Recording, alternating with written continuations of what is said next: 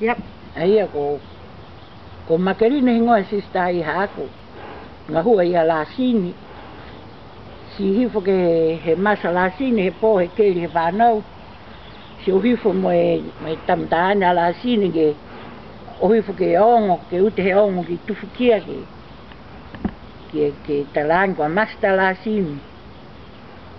Si pehe mo ia taha ka na tokotoro, pehe taha whaoa ke kera, ke o ke kera lina ka pehe a tamaeri, ai keri, koe ta whaahana ia, iloa ia matua he tamaia.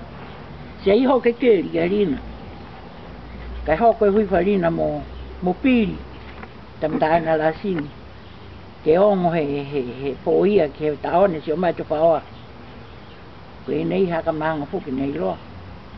Si o hake mai te whaoa ke sia ia la sini wa masa e keri whanau.